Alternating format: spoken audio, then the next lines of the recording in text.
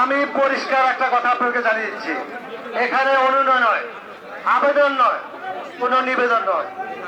বাংলাদেশের যমুনা নদীতে দ্বিতীয় যদি সেতু হয় সেটি পলাশীতেই হতে হবে। কোথাও সেতু নির্মাণ করতে দিব না। গাইবান্ধার পকেট আমাদের হাতে, পলাশবাড়িতে বসবো, উত্তর অঞ্চলের সরু জেলা থেকে বসিয়ে ছেড়ে দিব। জায়গা চলাচল করতে পারবে না।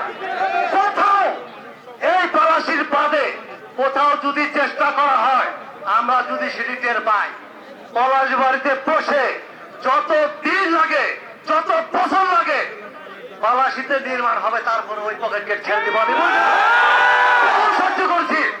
পর্যাপ্ত সুযোগ সুবিধা থাকার পর আমরা কৃষি বিদ্যালয় করতে পারি, মেডিকেল করতে পারি, দিনের পর দিন অবহিত রেখেছে। রানার সাথে আমি একমত, আমাদেরকে সোজা পেয়েছেন, আমরা সোজা, আমরা ভদ্র মানুষ। গাইবান্ধার লোক বাংলাদেশের ভদ্র, সেটার জন্যই না যে পরবর্তী প্রজন্মের কাছে আমরা কৈফিয়ত রেখে দেবো। আপনারা কেন পারেননি?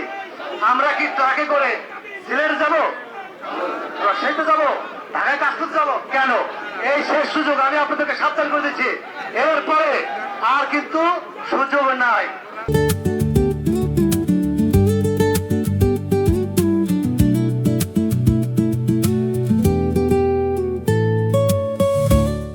আমরা কৃষি বিশ্ববিদ্যালয়ে কি গরিবসী করছে, আমরা মেডিকেল কলেজ যাচ্ছি গরিবসী করছে, আমরা এই বিজেপি যাচ্ছি গরিবসী করছে। আমরা আবার বলছি, আমাদের অসুস্থ হয়ে যাবে গরমে। পলাশী থেকে বাহাদুর পর্যন্ত সেগুলো আপনারা দেবেন।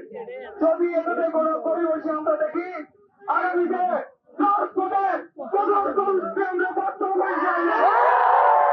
আমাদের দীর্ঘদিনের প্রাণের যে দাবিটি ছিল, যে বালাসী ঘাট থেকে বাহাদুরাবাদ ঘাট পর্যন্ত যে আমাদের দ্বিতীয় যমুনা সেতু বলেন বা আমাদের স্বপ্নের সেতু বলেন, এটা বাস্তবায়নের জন্য, এটা বাস্তবায়ন হবে না কেন আমি এটা প্রশ্ন রাখতে চাই।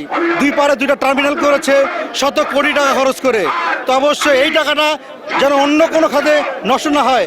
যেহেতু এখানে দুটো টার্মিনাল করা হয়েছে, বাহাদুরাবাদ ঘাটে একটা এবং বালাসী ঘাটে একটা, দুইটা ঘাট পড়ে আছে। আর যে এই সেতুটা বাস্তবায়িত হলে আমাদের দুই পারের মানুষের যেমন উপকার হবে, তার চেয়ে বেশি উপকার হবে আমাদের উত্তর জনপদের 8টি জেলার মানুষের, নদীহারা ভাগ্যহারা মানুষের কপাল খুলে যাবে ইনশাল্লাহ।